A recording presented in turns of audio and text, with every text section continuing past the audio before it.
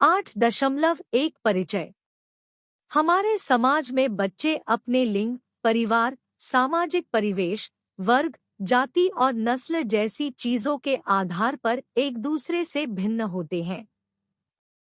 वे देखभाल के विभिन्न तरीकों के साथ बड़े होते हैं और इसका उनके विकास और सीखने पर स्थायी प्रभाव पड़ता है। बच्चों के बीच ये मतभेद न केवल उन्हें प्रभावित करते हैं, बल्कि कक्षाओं में चीजें कैसे काम करती हैं, उससे भी प्रभावित होती है। यह छात्रों के बीच की दूरियों को उजागर करता है, जिससे संपन्न पृष्ठभूमि वाले लोगों के लिए सीखना आसान हो जाता है, जबकि कम विशेषाधिकार प्राप्त पृष्ठभूमि वाले लोगों के लिए सीखना कठिन हो जाता है। इस भाग में हम बात करेंगे कि पारंपरिक परिवारों में शिक्षा और पालन पोषण कैसे होता है। हमारा लक्ष्य यह पता लगाना है कि समाज में जिन विभिन्न तरीकों से लोगों का पालन पोषण किया जाता है, वे कैसे आकार देते हैं कि वे कौन हैं और वे खुद को कैसे देखते हैं। यह बदले में प्रभावित करता है कि वे स्कूलों में शिक्षा का अनुभव कैसे करते हैं। छात्र घर से कक्षाओं में जो विविधताएं लाते हैं, वे वास्तव में मायने रखती हैं और वे अपनी पढ़ाई में कितना अच्छा प्रदर्शन करते हैं, इसमें एक बड़ी भूमिका निभाती है। अगले भाग में हम यह पता लगाएंगे कि शिक्षा कैसे समाज में बदलाव ला सकती है और सामाजिक परिवर्तन शिक्षा को कैसे प्रभावित कर सकते हैं। 8.2 समाजीकरण को समझना। शिक्षा समाजशास्त्र के क्षेत्र में आप अक्सर समाजीकरण शब्द का सामना करते हैं, लेकिन वास्तव में इसका अर्थ क्या है?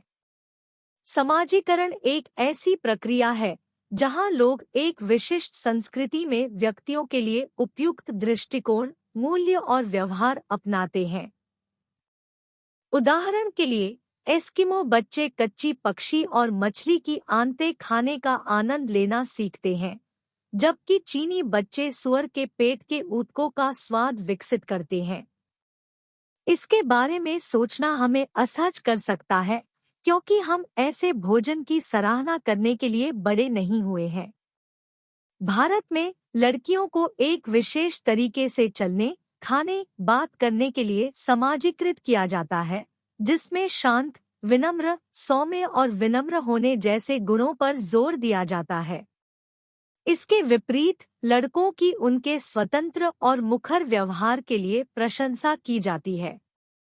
अनिवार्य रूप से समाजीकरण का अर्थ हमारी उम्र, लिंग और सामाजिक पृष्ठभूमि के आधार पर समाज की अपेक्षाओं के साथ तालमेल बिठाना है। समाजीकरण मानवीय अंतःक्रिया के माध्यम से होता है। हम परिवार, करीबी दोस्तों, शिक्षकों और उन लोगों से बहुत कुछ सीखते हैं जिनका हम बहुत सम्मान करते हैं। हम कुछ चीजें कुछ हद तक सड़क पर मिलने वाले लोगों, फिल्मों और पत्रिकाओं के पात्रों और विभिन्न स्रोतों से भी लेते हैं। इन अंतःक्रियाओं और अपने स्वयं के अवलोकनों के माध्यम से हम सीखते हैं कि सामाजिक मानदंडों और मूल्यों के अनुसार कैसे व्यवहार करना है और दूसरों से क्या अपेक्षा करनी है, चाहे हम इन मानदंडों के अनुरूप हो या चुनौती दें। समाजीकरण समाज की समग्र सांस्कृतिक प्रथाओं को प्रभावित करता है और हम स्वयं को कैसे देखते हैं उसे आकार देता है। सीधे शब्दों में कहें तो समाजीकरण वह प्रक्रिया है जिसके द्वारा एक जैविक बच्चा एक विशिष्ट सांस्कृतिक पहचान अपनाता है और उसके अनुसार प्रतिक्रिया देना सीखता है। समकालीन समाजों में समाजीकरण के प्रमुख एजेंट परिवार, सहकर्मी समूह और स्कूल है। ये एजेंसियां विशेष रूप से अपनी बातचीत में समाज के भीतर विभिन्न संरचनाओं को प्रकट करती है। जिस प्रकार हम कोई खेल खेलकर सीखते हैं, उसी प्रकार हम उसमें सक्रिय रूप से भाग लेकर जीवन के बारे में भी सीखते हैं। सामाजिक मानदंडों और शिष्टाचार के बारे में हमारी समझ न केवल औपचारिक शिक्षा के माध्यम से बल्कि हमारी अपनी गलतियों और दूसरों से प्राप्त अस्वीकृति से भी बनती है। जबकि शिक्षा औपचारिक निर्देश के अर्थ में समाजीकरण प्रक्रिया का एक हिस्सा है, यह संपूर्ण प्रक्रिया नहीं है। समाजीकरण व्यापक है और जीवन के किसी भी चरण में हो सकता है। समाजीकरण में उन समूहों का हिस्सा बनना शामिल है जिनमें हम पहले से ही हैं, या नए लोगों में शामिल होना शामिल है। यह प्रारंभिक बचपन तक ही सीमित नहीं है, यह हमारे जीवन भर जारी रहता है। संक्षेप में, समाजीकरण समाज से संबंधित संपूर्ण सीखने के अनुभव को शामिल करता है।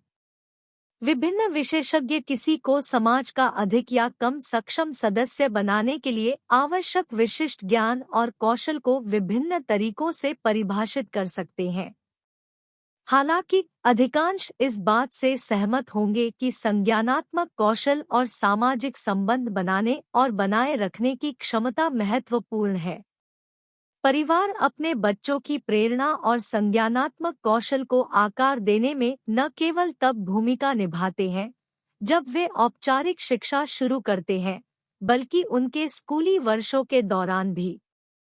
एक बच्चे को अपने सहकर्मी समूह के साथ जो अनुभव होते हैं, वे उनकी संज्ञानात्मक क्षमताओं, सामाजिक कौशल और शैक्षणिक प्रेरणा पर भी महत्वपूर्ण प्रभाव डालते हैं।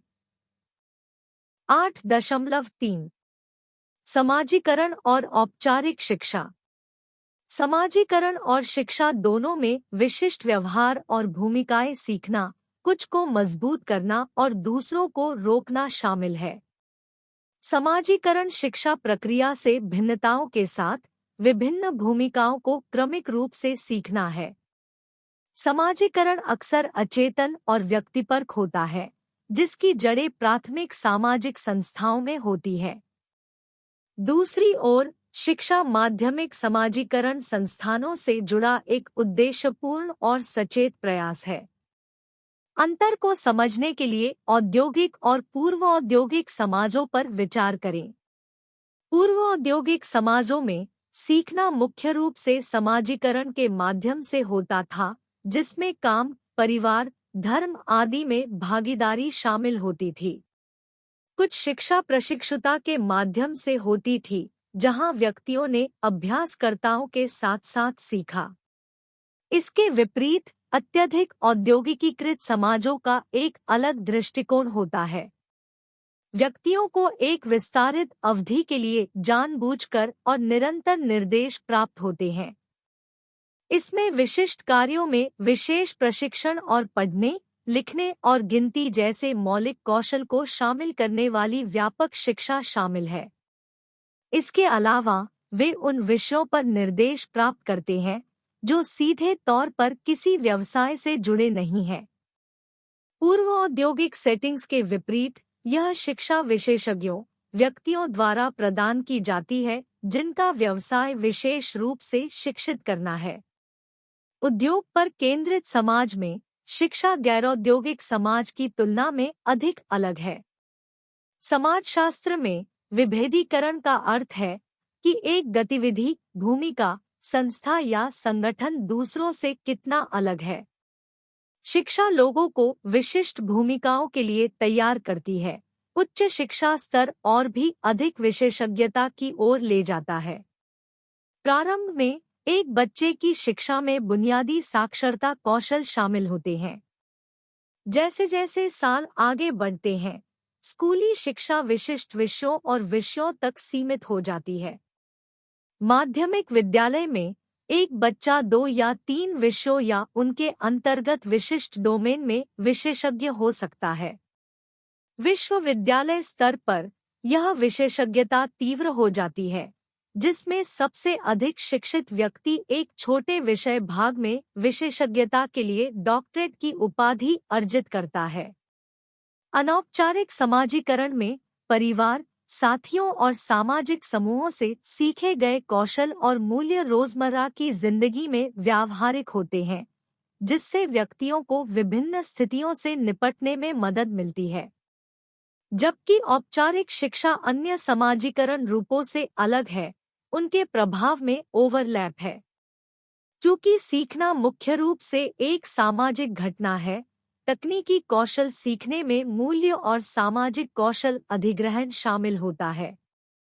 बच्चे स्कूल में शिक्षकों और साथियों के साथ साथ परिवार और दोस्तों से भी सीखते हैं। इसका मतलब यह है कि ये समाजीकरण एजेंट बच्चे को प्रभावित करने में प्रतिस्पर्धा कर सकते हैं। स्कूल और घर के परस्पर विरोधी मूल्य बच्चे के लिए चुनौतियां पैदा कर सकते हैं।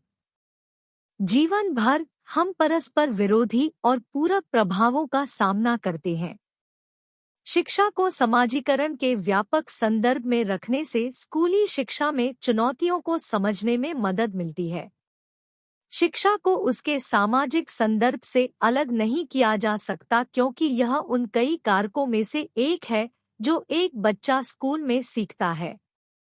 आज अधिकांश समाजों में शिक्षा एक बड़े और जटिल औपचारिक संगठन के माध्यम से होती है। यह संगठन औपचारिक है क्योंकि इसमें स्पष्ट लक्ष्य, एक विशिष्ट संरचना और उन लक्ष्यों को प्राप्त करने की प्रक्रियाएं हैं। शिक्षा केवल उद्देश्यपूर्ण शिक्षण के बारे में नहीं है, यह संगठित शिक्षण के बारे में भी है।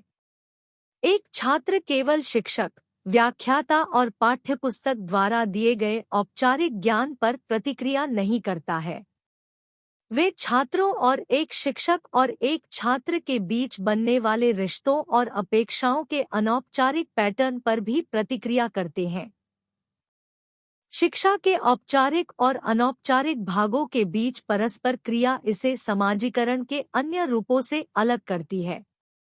चिंतन और क्रिया 8.1 समाजीकरण और औपचारिक शिक्षा की प्रक्रियाओं के बीच प्रमुख अंतर बताइए।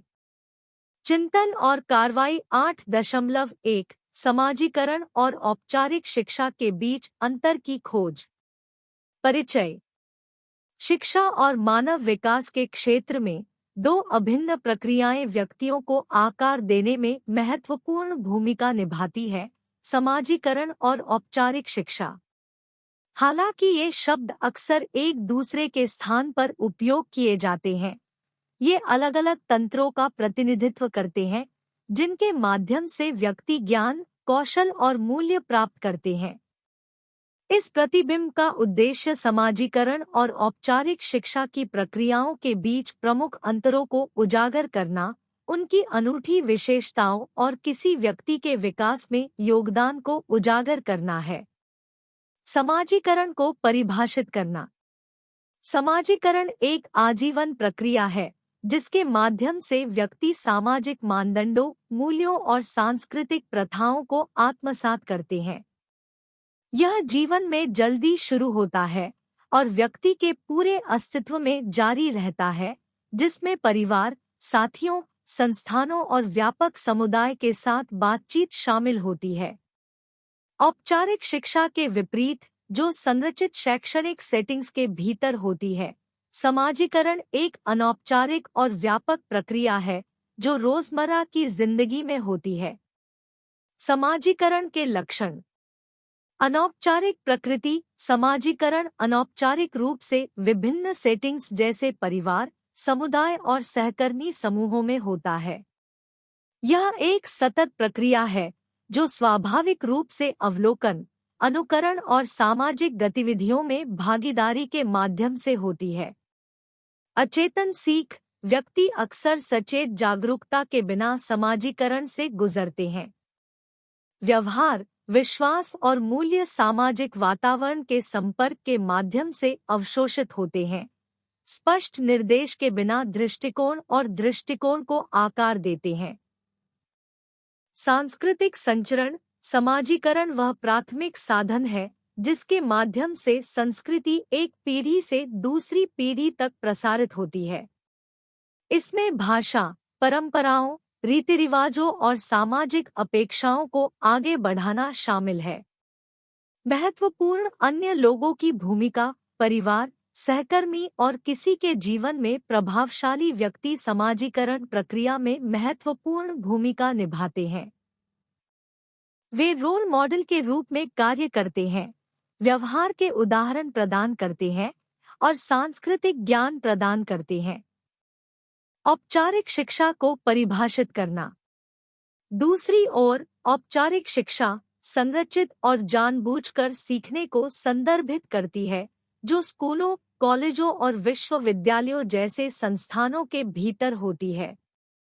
इसमें एक व्यवस्थित पाठ्यक्रम, परिभाषित उद्देश्य शामिल होते हैं और अक्सर औपचारिक योग्यताएं और प्रमाणपत्र प्राप्त होते हैं। औपचारिक शिक्षा की विशेषताएं।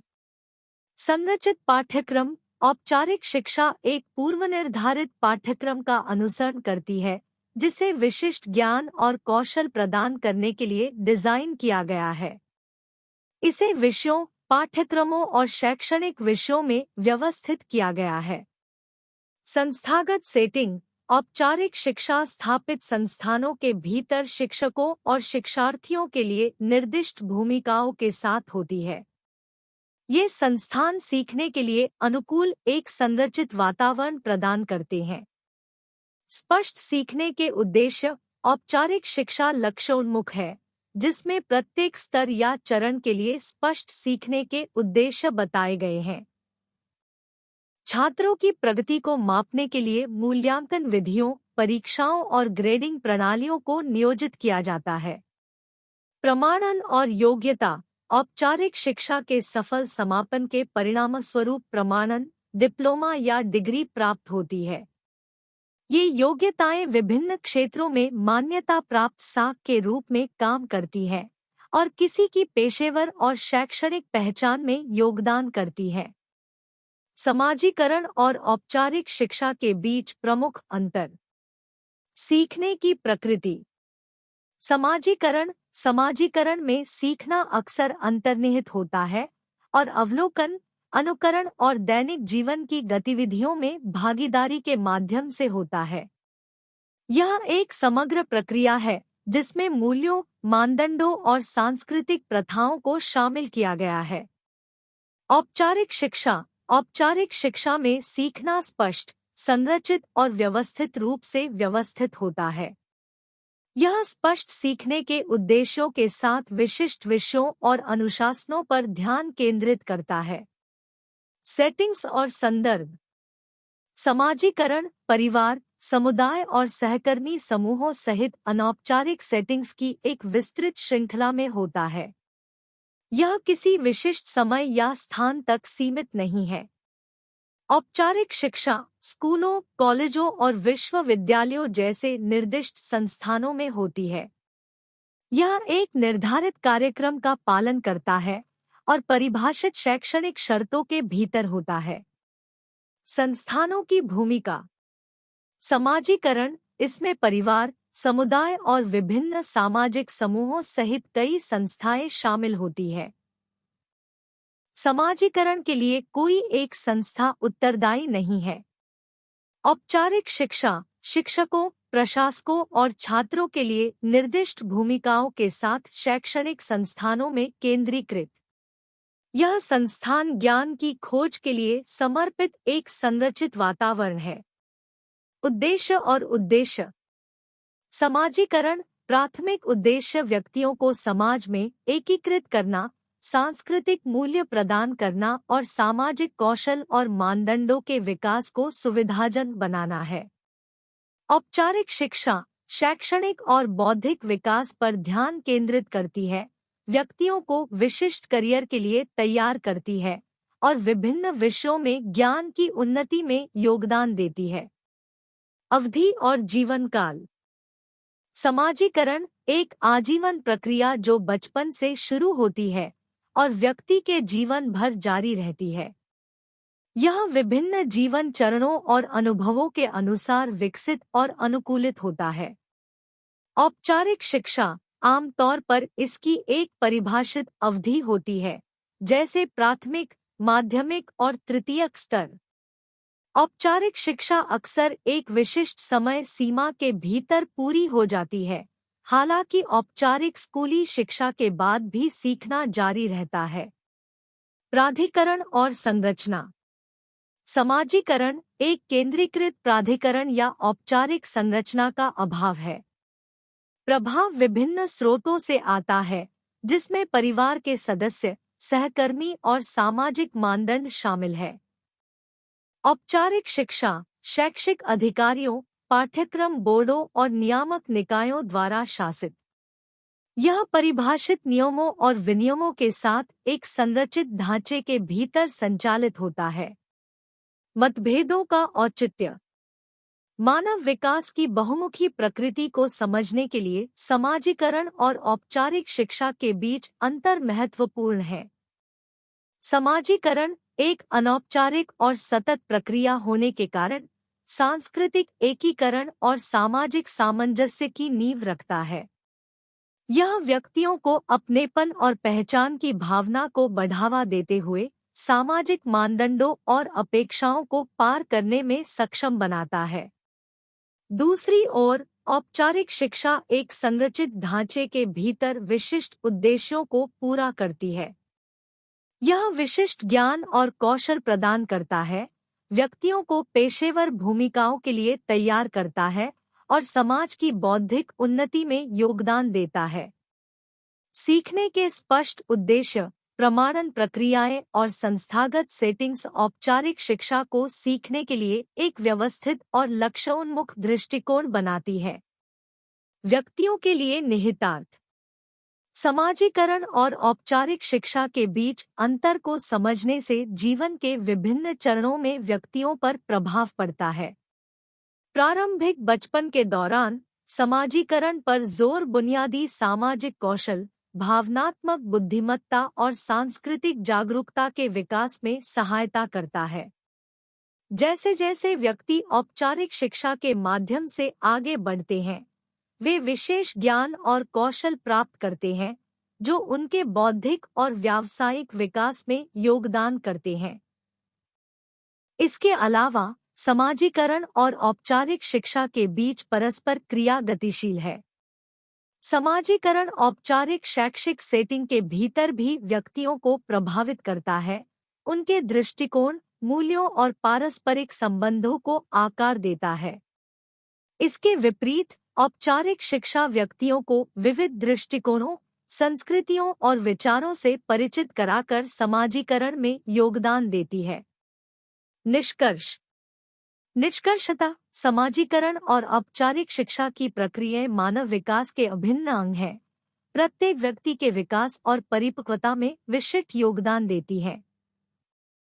समाजीकरण एक अनौपचारिक और आजीवन प्रक्रिया के रूप में सांस्कृतिक मूल्यों, सामाजिक मानदंडों और पारस्परिक कौशल को विकसित करता है। दूसरी ओर, औपचारिक शिक्षा संरचित संस्थानों के भीतर संचालित होकर विशेष ज्ञान और कौशल प्रदान करती है, व्यक्तियों को समाज में विशिष्ट भूमिकाओं के लिए तैयार करती है। इन प्रक्रियाओं के बीच अंतर को पहचानने से इस बात की अधिक व्यापक समझ मिलती है कि व्यक्ति सामाजिक और शैक्षिक परिदृश्य की जटिलताओं को कैसे पार करते हैं। जबकि समाजीकरण सांस्कृतिक एकीकरण और पहचान निर्माण के लिए एक आधार प्रदान करता है, औपचारिक शिक्षा व्यक्तियों को शैक्षणिक और व्यावसायिक सफलता के लिए आवश्यक उपकरणों से लैस करती है। 8.41 सामाजिक व्यवस्था के रूप में शिक्षा। शिक्षा के संदर्भ में सामाजिक व्यवस्था का अर्थ है शिक्षा के आंतरिक संगठन और प्रक्रियाओं को एक एकीकृत इकाई के रूप में देखा जाता है जो समाज के अन्य हिस्सों से अलग होती है। शिक्षा और इसकी सामाजिक सेटिंग आपस में जुड़ी हुई है, क्योंकि शिक्षा में शामिल लोग ऐसे प्रतीक और अभिविन्यास रखते हैं जो उन्हें विशिष्ट सामाजिक समूहों के सदस्यों के रूप में चिह्नित करते हैं। बच्चे अपने साथ अपनी संस्कृति लेकर आते हैं, जिसमें उनके परिवार और पड़ोस से बोलने के तरीके, आदतें और जीवन की दिशाएं शामिल होती है। जब बच्चे स्कूल में प्रवेश करते हैं, तो वे जल्दी से अपने लहजे या पहनावे की शैली को नहीं छोड़ते हैं। ये पहलू सूक्ष्म लेकिन गहराई से जुड़े हुए हैं। शिक्षा और समाजीकरण के बीच संबंध का विश्लेषण करने में सामाजिक पृष्ठभूमि महत्वपूर्ण है, क्योंकि यह बच्चे को स्कूल के साथ जुड़ाव या प्रतिक्रियाओं के विशिष्ट पैटर्न की ओर मार्गदर्शन करती है। हालांकि सामाजिक पृष्ठभूमि महत्वपूर्ण है, यह एकमात्र कारक नहीं है, सहकर्मी रिश्ते भी उतने ही महत्वपूर्ण हैं। स्कूल में बच्चे आपस में और अपने शिक्षकों के साथ संबंध स्थापित करते हैं। विभिन्न कारक इस बात को प्रभावित करते हैं कि ये रिश्ते कैसे विकसित होते हैं, जैसे कि स्कूल का कक्षा विभाजन, पाठ्येतर गतिविधियां, विद्यार्थियों की ग्रेडिंग, शिक्षक का रवैया, स्कूल के नेताओं द्वारा जोर दिए गए मूल्य और विद्यार्थियों की सामाजिक पृष्ठभूमि। ये कारक एक छात्र को सामाजिक संबंधों में स्थापित करते हैं, जो स्कूल में उसके स्थान को परिभाषित करते हैं। यह प्लेसमेंट किसी बच्चे को स्कूल के लक्ष्यों के आधार पर सफल होने के लिए प्रेरित कर सकता है या बच्चे की विफलता में योगदान दे सकता है। कोई भी शैक्षणिक संगठन जो छात्रों को रैंक और अलग करता है, वह स्वयं पूर्ण भविष्यवाणी की ओर ले जा सकता है। जो लोग अन्य कक्षाओं या स्कूलों में साथियों की तुलना में अपनी बुद्धिमत्ता के बावजूद उत्कृष्ट नहीं होते हैं, उन्हें अन्य विद्यार्थियों और शिक्षकों द्वारा धीमा या नासमझ माना जा सकता है। दुर्भाग्य से समय के साथ ये धारणाएं एक छात्र के आत्मसम्मान में महत्वपूर्ण गिरावट का कारण बन सकती हैं। अब आइए स्कूल से परे उन बाहरी कारकों का पता लगाएं जो स्कूल में बच्चे के प्रदर्शन को महत्वपूर्ण रूप से प्रभावित करते हैं। 8.5 परिवार, समाजीकरण और शिक्षा। परिवार समाजीकरण की प्रक्रिया में एक महत्वपूर्ण भूमिका निभाता है, मुख्य रूप से बच्चों की देखभाल और पालन पोषण पर ध्यान केंद्रित करता है। परिवारों में समाजीकरण तब शुरू होता है जब हम शिशु होते हैं, और यह तब जारी रहता है जब हम बड़े होते हैं, स्कूल जाते हैं और कार्यबल में प्रवेश करते हैं। इन अनुभवों के दौरान हमारी स्वयं और व्यक्तिगत पहचान की भावना आकार लेती है। यह खंड यह पता लगाता है कि प्री स्कूल और स्कूल दोनों वर्षों के दौरान विफलताएं स्कूल के प्रति बच्चे की प्रतिक्रियाओं को कैसे प्रभावित कर सकती हैं। पारिवारिक संबंधों पर व्यापक साहित्य से पता चलता है कि विशिष्ट माता-पिता बच्चे की बातचीत के पैटर्न, विशेष रूप से आगमनात्मक नियंत्रण, बच्चों में सामाजिक रूप से सक्षम व्यवहार के विकास में योगदान करते हैं। बॉक्स 8.1 स्कूल कक्षा के संबंध में परिवार। स्कूली उम्र के वर्षों के दौरान बच्चे अभी भी अपने माता-पिता के घरों में रहते हैं और भावनात्मक और साधनात्मक रूप से अपने माता-पिता पर निर्भर रहते हैं। हालांकि वे अपने माता-पिता से स्वतंत्र अनुशासन और पुरस्कार प्रणाली के संपर्क में रहते हुए घर से दूर दिन में कई घंटे बिताते हैं। स्वतंत्रता का स्तर उम्र के साथ धीरे धीरे बढ़ता है, जिससे उन्हें माता-पिता या स्कूल की निगरानी के बिना आगे घूमने की अनुमति मिलती है। वे व्यक्तिगत खर्च के लिए भत्ते प्राप्त कर सकते हैं और अपना पैसा कमाना शुरू कर सकते हैं। इस बढ़ती स्वतंत्रता के बावजूद निर्भरता बनाम स्वतंत्रता की भावनात्मक चुनौती इस अवधि के दौरान महत्वपूर्ण बनी हुई है, जिससे अक्सर बच्चों में बाध्यकारी स्वतंत्रता की अभिव्यक्ति होती है। पार्सन्स, मूल रूप से 1959, 1985-59। सामाजिक रूप से सक्षम होने में विभिन्न व्यवहार और लक्षण दिखाना शामिल है जिन्हें समाज महत्व देता है। इसमें संज्ञानात्मक विकास, नियंत्रण की आंतरिक भावना होना, व्यावहारिक मामलों में सक्षम होना और माता-पिता के मानकों का पालन करना शामिल है। 1975 में ज़ाजोनक और मार्कस द्वारा प्रस्तावित बौद्धिक विकास का संगम मॉडल बुनियादी समाजीकरण सिद्धांत में एक प्रासंगिक पहलू जोड़ता है। इस मॉडल के अनुसार एक बच्चे की बुद्धि तब बढ़ती है जब वह अपने से अधिक परिपक्व लोगों के साथ बातचीत करता है। इसलिए यदि किसी बच्चे के छोटे भाई बहन हैं, तो वे कम परिपक्व व्यक्तियों के साथ अधिक बातचीत करते हैं, जिसके परिणामस्वरूप बौद्धिक विकास कम हो सकता है। दूसरी ओर, एक बच्चे की बुद्धि उनके परिवार के सदस्यों की औसत बुद्धि से प्रभावित होती है। यह परिप्रेक्ष्य मौखिक बातचीत के महत्व पर प्रकाश डालता है। यह सुझाव देता है कि मौखिक बुद्धि अशाब्दिक बुद्धि की तुलना में अधिक प्रभावित हो सकती है। एक अन्य पहलू जो बच्चे के स्कूल के अनुभव को प्रभावित करता है, वह अधिक प्रत्यक्ष है और इसमें माता-पिता अपने बच्चे की शिक्षा में सक्रिय रूप से भाग लेते हैं। इसमें स्कूल का दौरा करना, बच्चे के स्कूली जीवन को समझना, होमवर्क में सहायता करना और बहुत कुछ शामिल है। एपस्टीन 1983 के एक अध्ययन में घर और स्कूल में सामाजिक संबंधों के प्रभाव की जांच करने के लिए 8वीं से 9वीं कक्षा के बड़े बच्चों का अनुसरण किया गया। मूल्यांकन में घर और स्कूल दोनों में निर्णय लेने में बच्चे की भागीदारी के स्तर पर विचार किया गया। ऐसे उदाहरण जहां बच्चे की अधिक भागीदारी थी, उन्हें अधिक लोकतांत्रिक के रूप में देखा गया। निष्कर्षों से पता चला कि परिवार और स्कूल दोनों सेटिंग्स में लोकतांत्रिक पैटर्न से छात्रों में स्वतंत्रता बढ़ती है, स्कूल के प्रति अधिक सकारात्मक दृष्टिकोण और उच्च ग्रेड मिलते हैं। यह स्पष्ट है कि परिवार शैक्षिक प्रक्रिया में दो महत्वपूर्ण तरीकों से योगदान करते हैं। सबसे पहले, वे पारस्परिक उत्तेजना प्रदान करते हैं, जो स्कूल के माहौल में लाभकारी गुणों के विकास को बढ़ावा देता है।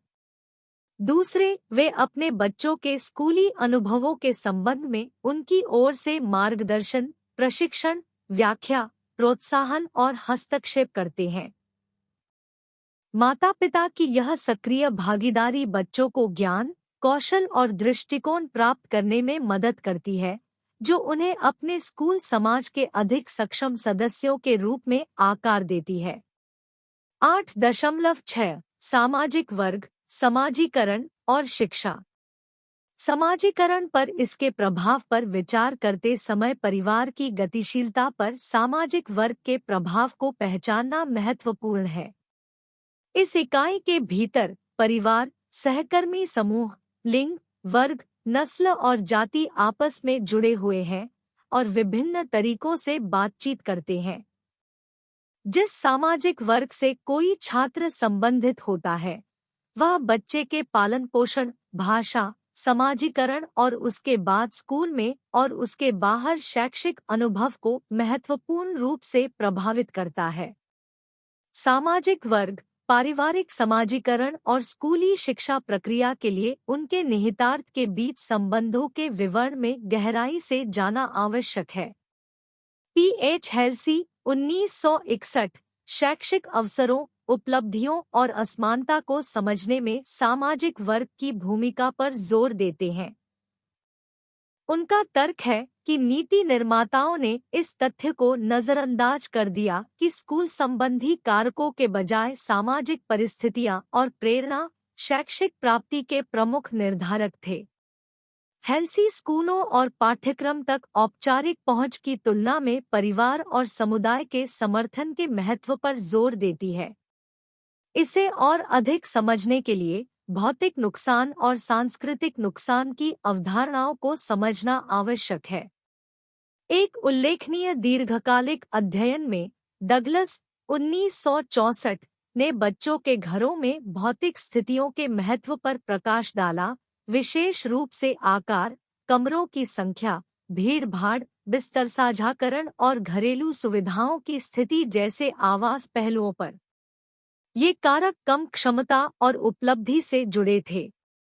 परिवार के आकार का भी उपलब्धि पर प्रभाव पाया गया। परिवार के आकार में प्रत्येक वृद्धि के साथ मापी गई क्षमता में कमी देखी गई, विशेष रूप से हाथ से काम करने वाले घरों में।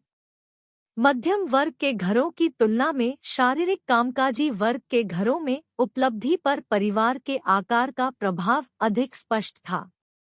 दिलचस्प बात यह है कि 4 या अधिक सदस्यों वाले परिवारों के मध्यम वर्ग के लड़कों को वंचित माना जाता था। शोधकर्ताओं ने शैक्षिक उपलब्धि में योगदानकर्ताओं के रूप में अतिरिक्त भौतिक कारकों जैसे स्वास्थ्य, कार्य की स्थिति और बेरोजगारी की पहचान की है। सामाजिक वर्ग और शैक्षिक प्रक्रिया के बीच संबंधों के व्यापक विश्लेषण के लिए इन गतिशीलता को समझना महत्वपूर्ण है। 1960 के दशक में सांस्कृतिक अभाव नामक एक अवधारणा यह समझाने के लिए उभरी कि क्यों कुछ छात्र स्कूलों में असफल हो गए। रीसमैन 1962। इस विचार ने सुझाव दिया कि सांस्कृतिक अभाव का सामना करने वाले बच्चों को न केवल घर पर भौतिक नुकसान था, बल्कि कुछ दृष्टिकोण और मूल्यों सहित सांस्कृतिक लाभों का भी अभाव था। डगलस 1964 ने पाया कि माता-पिता के प्रोत्साहन ने 8 से 11 वर्ष की आयु के बीच बच्चे के परीक्षा स्कोर को बढ़ाने में महत्वपूर्ण भूमिका निभाई। लॉडेन समिति, केंद्रीय शिक्षा सलाहकार परिषद, लंदन 1967 ने सामाजिक वर्गों और के बीच संबंध स्थापित करते हुए इस खोज का समर्थन किया। माता-पिता द्वारा अपने बच्चों के स्कूली कार्य के लिए प्रदान की गई पहल, रुचि, समर्थन और प्रोत्साहन का स्तर। उन्होंने यह भी पुष्टि की कि अधिक सकारात्मक दृष्टिकोण उच्च सामाजिक वर्ग के साथ जुड़े होने की संभावना है। 1963 में जॉन और एलिजाबेथ न्यूजन के अध्ययन में देखा गया कि सामाजिक वर्ग किस प्रकार माताओं के अपने बच्चों के साथ बातचीत करने के तरीके को प्रभावित करता है। उन्होंने प्रीस्कूल से प्राथमिक विद्यालय तक के बच्चों का अनुसरण किया और पाया कि माता-पिता की भागीदारी को घर और स्कूल के संबंधों के साथ-साथ माता-पिता के समग्र सांस्कृतिक हितों के माध्यम से देखा जा सकता है। पेशेवर समूहों और अर्धकुशल अकुशल मैनुअल श्रमिकों के बीच एक प्रतिस्पर्धा सामने आई, जिससे पता चला कि निम्नवर्गीय परिवारों के बच्चों को पढ़ने और ज्ञान के विस्तार में मदद मिलने की संभावना कम थी। न्यूज़ ने सिनेमा, थिएटर यात्राओं, संग्रहालय यात्राओं और माता-पिता द्वारा अपने बच्चों के साथ पुस्तकों और समाचार पत्रों का उपयोग करने जैसी सांस्कृतिक गतिविधियों के महत्व पर भी प्रकाश डाला। यह बर्नस्टीन 1971 और बॉर्डियू 1973 से जुड़ता है, जिन्होंने अध्ययन किया कि विभिन्न सामाजिक वर्गों में माता-पिता से बच्चों तक संस्कृति कैसे पारित होती है। बॉर्डियू और पासरसन 1977 ने परिवारों के भीतर संस्कृति के हस्तांतरण पर गहराई से चर्चा की। बॉर्डियू ने सिनेमा, थिएटर, संगीत उपस्थिति और पुस्तक उपयोग पर शोध के आधार पर सांस्कृतिक पुनरुत्पादन की अवधारणा पर चर्चा की। उन्होंने तर्क दिया कि शिक्षा के लिए भाषाई और सांस्कृतिक क्षमता की आवश्यकता होती है, जो स्कूलों द्वारा स्वचालित रूप से प्रदान नहीं की जाती है। आर्थिक पूंजी वाले परिवार सांस्कृतिक पूंजी पर भी नियंत्रण रखते हैं, जिससे उनके बच्चों को स्कूलों के माध्यम से आवश्यक योग्यता प्राप्त करने में लाभ मिलता है। बर्नस्टीन 2 प्रकार की पारिवारिक संरचनाओं के बारे में बात करते हैं: स्थितीय परिवार और व्यक्तिकेंद्रित परिवार। स्थितीय परिवार में भूमिकाएं स्पष्ट रूप से परिभाषित होती है और संचार बंद होता है। दूसरी ओर, व्यक्तिकेंद्रित परिवार एक खुली संचार प्रणाली को बढ़ावा देते हुए परिवार के भीतर बच्चे के महत्व पर जोर देता है।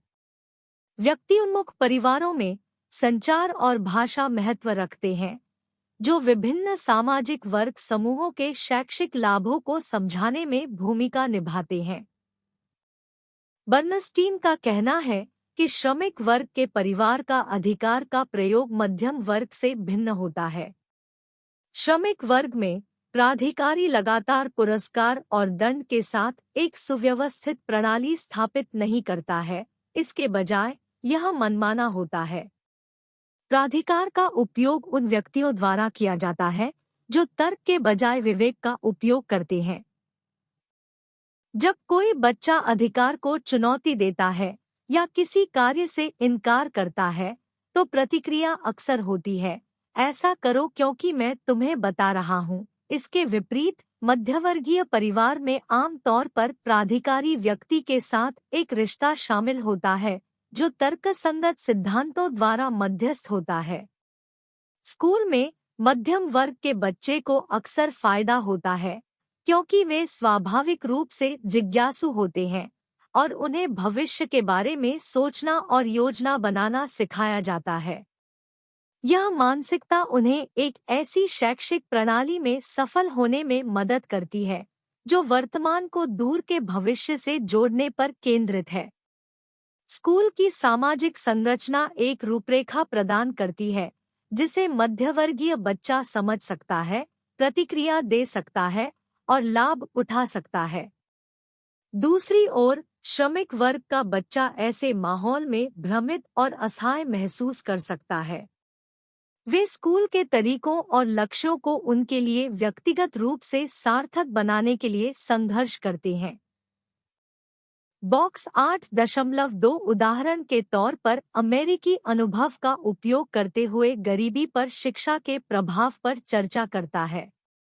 स्कूल छात्रों की पृष्ठभूमि और भविष्य की नौकरी की संभावनाओं के आधार पर उनकी आत्म-अवधारणाओं और आकांक्षाओं को आकार देने के लिए अपने शैक्षणिक और सामाजिक वातावरण को अनुकूलित करते हैं। यह दृष्टिकोण सामाजिक वर्ग में निहित पदानुक्रमित आर्थिक संरचना को बनाए रखने में मदद करता है। उदाहरण के लिए, मुख्य रूप से कामकाजी वर्ग के स्कूल नियमों का पालन करने के महत्व पर जोर देते हैं और ऐसे पाठ्यक्रम प्रदान करते हैं जो छात्रों को ब्लू कॉलर और ग्रे कॉलर नौकरियों के लिए तैयार करते हैं।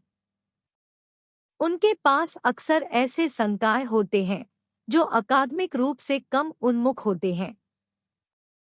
इसके विपरीत समृद्ध उपनगरों के स्कूल अधिक खुली शिक्षण प्रणालियों का उपयोग करते हैं, जहां शिक्षक कम सत्तावादी होते हैं और छात्रों को अधिक स्वतंत्रता होती है। इन स्कूलों में छात्र कठिन पाठ्यक्रम लेते हैं, उनके पास अधिक वैकल्पिक विकल्प होते हैं, स्कूल योजना में भाग लेते हैं और कम प्रत्यक्ष पर्यवेक्षण की आवश्यकता वाले पदों के लिए तैयार होते हैं। इन पदों के लिए टीम भावना और सूक्ष्म अधिकार संबंधों के अधिक कॉर्पोरेट रूप के माध्यम से प्रेरणा की आवश्यकता होती है। बाउल्स, गिंटिस और सिमंस 1985, 109। 8.7 भाषा विकास, सामाजिक वर्ग और शिक्षा। एक बच्चा जिस तरह से भाषा का उपयोग करता है, वह उनके स्कूल के अनुभवों पर महत्वपूर्ण प्रभाव डाल सकता है। परिवारों के भीतर भाषाई प्रदर्शन में समाजशास्त्रीय कारक भूमिका निभाते हैं।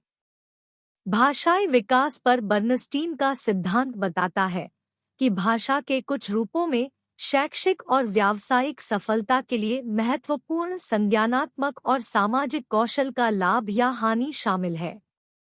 ये भाषा रूप सांस्कृतिक रूप से निर्धारित होते हैं, व्यक्तिगत रूप से नहीं। बर्नस्टीन के अनुसार दो मुख्य सामाजिक वर्ग अपने अत्यधिक भिन्न वातावरण के कारण अलग-अलग भाषण मोड प्रदर्शित करते हैं। निचले श्रमिक वर्ग उसी का उपयोग करते हैं जिसे बर्नस्टीन ने शुरू में सार्वजनिक भाषा कहा था। वे अक्सर पारंपरिक वाक्यांशों और रूढ़िबद्ध प्रतिक्रियाओं पर भरोसा करते हैं, जिससे उनकी अभिव्यक्ति सीमित हो जाती है। इसके विपरीत मध्यवर्गीय बच्चे ऐसे माहौल में बड़े होते हैं जहां मौखिकीकरण और संकल्पना को महत्व दिया जाता है, जो उनके औपचारिक भाषा के उपयोग में परिलक्षित होता है। बाद में बर्नस्टीन ने सार्वजनिक भाषा और औपचारिक भाषा की जगह लेते हुए इन्हें क्रमशः प्रतिबंधित कोड और विस्तृत कोड के रूप में संदर्भित किया। श्रमिक वर्ग के व्यक्तियों को व्यक्तिगत प्रतिक्रियाओं को पर्याप्त रूप से व्यक्त करने के लिए संघर्ष करना पड़ सकता है। वे कहावतों जैसी मानकीकृत कहावतों पर बहुत अधिक निर्भर रहते हैं। उनकी शब्दावली की सीमाएं भावनाओं और रिश्तों में सूक्ष्म अंतर को व्यक्त करना चुनौतीपूर्ण बनाती है। दूसरी ओर मध्यम वर्ग अपने व्यक्तिगत अनुभवों के विवरण और विविधताओं को स्पष्ट रूप से व्यक्त कर सकता है। यह बर्नस्टीन की प्रतिबंधित कोड और विस्तृत कोड की व्याख्या के अनुरूप है, जैसा कि इकाई 4 में चर्चा की गई है। बॉक्स 8.3 वर्गों के बीच भाषण में अंतर एक उदाहरण। आइए लंदन विश्वविद्यालय की समाजशास्त्र अनुसंधान इकाई के सहायक अनुसंधान अधिकारी पीटर हॉकिंस द्वारा बनाई गई 2 कहानियों पर नजर डालें। उन्होंने मध्यम वर्ग और कामकाजी वर्ग के 5 साल के बच्चों के भाषण का विश्लेषण किया। बच्चों को 4 चित्र दिखाए गए। लड़के फुटबॉल खेल रहे हैं। गेंद घर की खिड़की से बाहर जाती हुई। आदमी खिड़की से बाहर देखते हुए अशुभ इशारा कर रहा है। बच्चे दूर जा रहे हैं। अब यहाँ 2 कहानियां हैं। 3 लड़के फुटबॉल खेल रहे हैं। एक लड़का गेंद को लात मारता है। गेंद खिड़की के पार चली जाती है, टूट जाती है और लड़के उसे देखते हैं। एक आदमी बाहर आता है और उन पर भागने के लिए चिल्लाता है। तभी एक महिला अपनी खिड़की से बाहर देखती है और लड़कों को डांटती है। वे फुटबॉल खेल रहे हैं और वह उसे लात मारता है, जिससे खिड़की टूट जाती है। वे इसे देखते हैं और वह चिल्लाते हुए बाहर आता है क्योंकि उन्होंने इसे तोड़ दिया है। वे भाग जाते हैं और फिर वह बाहर देखती है और उन्हें डांटती है। पहली कहानी में आपको इसे समझने के लिए चित्रों की आवश्यकता नहीं है। दूसरी कहानी में आपको इसे समझने के लिए चित्रों की आवश्यकता होगी। पहली कहानी संदर्भ से स्वतंत्र है, जबकि दूसरी कहानी संदर्भ से गहराई से जुड़ी हुई है। परिणामस्वरूप दूसरी कहानी के अर्थ स्पष्ट है। पहले बच्चे के भाषण में ऐसे अर्थ होते हैं जिन्हें सामाजिक संदर्भ की परवाह किए बिना हर कोई समझ सकता है। इसके विपरीत दूसरे बच्चे के भाषण के अर्थ संदर्भ से निकटता से जुड़े होते हैं और अन्य लोग उन्हें पूरी तरह से तभी समझ सकते हैं जब वे उस संदर्भ को जानते हों जिसने भाषण उत्पन्न किया है। मध्यम वर्गीय परिवारों में माँ और बच्चे के बीच संवाद मुख्यतः शब्दों के माध्यम से होता है। बच्चे को यह सीखने की जरूरत है कि शब्द की स्थिति और वाक्य संरचना में छोटे छोटे बदलाव अर्थ में महत्वपूर्ण बदलाव का संकेत देते हैं। शब्दों में व्यक्त करने की आवश्यकता बच्चे को सीखने के उन अवसरों से परिचित कराती है जो मध्यवर्गीय परिवारों में इस्तेमाल की जाने वाली भाषा के कारण निम्न मध्यम वर्ग के बच्चों के लिए उपलब्ध नहीं है। विभिन्न सामाजिक वर्ग विभिन्न उद्देश्यों के लिए भाषा का उपयोग करते हैं, जिससे दुनिया की अलग अलग धारणाएं बनती हैं। श्रमिक वर्ग के लिए, विशेष रूप से निम्न श्रमिक वर्ग के बच्चे का ध्यान यहाँ और अभी और उनके संबंधों के बजाय पर्यावरण में वस्तुओं का वर्णन करने पर है। कई शिक्षक मध्यवर्गीय पृष्ठभूमि से आते हैं, इसलिए वे छात्रों से बात करते समय अक्सर औपचारिक भाषा और विस्तृत भाषण का उपयोग करते हैं।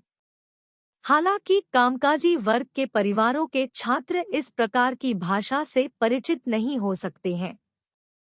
वे घर पर अलग अलग भाषण पैटर्न के आदी होते हैं और उन्हें स्कूल में इस्तेमाल की जाने वाली औपचारिक भाषा को समझने और संवाद करने में कठिनाई हो सकती है। भले ही ये छात्र होशियार और रचनात्मक हो, स्कूल शुरू करने पर उन्हें नए भाषण पैटर्न को अपनाने की चुनौती का सामना करना पड़ता है। यह उनके लिए नुकसानदेह हो सकता है, क्योंकि शिक्षक हमेशा उनके बोलने के स्वाभाविक तरीके को नहीं समझ पाते या उसकी सराहना नहीं कर पाते। किसी अनादर का इरादा न रखते हुए ये अभिव्यक्तियां औपचारिक भाषा की कुशलता के आदी शिक्षक के लिए अपमानजनक लग सकती हैं। उदाहरण के लिए, कामकाजी वर्ग के बच्चों द्वारा इस्तेमाल किया जाने वाला वाक्यांश हमें यह दीजिए। अनिवार्य रूप से उनके कहने का तरीका है, कृपया, क्या मैं ले सकता हूँ? यदि कोई शिक्षक इससे परिचित नहीं है तो वे इसे अनादर का संकेत समझकर बच्चे को डांट सकते हैं। 8.8 सहकर्मी समूह, समाजीकरण और शिक्षा। जैसे जैसे बच्चा बड़ा होता है, उसके सामाजिक विकास में परिवार का महत्व कम हो जाता है। जॉर्ज हर्बर्ट मीड जिसे महत्वपूर्ण अन्य कहते हैं, उसकी भूमिका निभाते हुए सहकर्मी समूह तेजी से महत्वपूर्ण होता जा रहा है। सहकर्मी समूह के भीतर युवा लोग समान उम्र और सामाजिक प्रतिष्ठा वाले अन्य लोगों से जुड़ते हैं। छठी, 7वीं और 8वीं कक्षा की लड़कियों पर डोना एडर के अध्ययन 1985 में पाया गया कि ज्यादातर लड़कियां मुख्य रूप से एक ही सहकर्मी समूह के सदस्यों के साथ बातचीत करती हैं। स्कूल में बच्चे नियमित रूप से शिक्षकों और सहपाठियों के साथ जुड़ते हैं। स्कूल संगठन यह सुनिश्चित करता है कि एक बच्चा अपने जागने के घंटों का एक महत्वपूर्ण हिस्सा समान उम्र और बौद्धिक विकास वाले बच्चों के समूह के साथ मिलकर बिताए।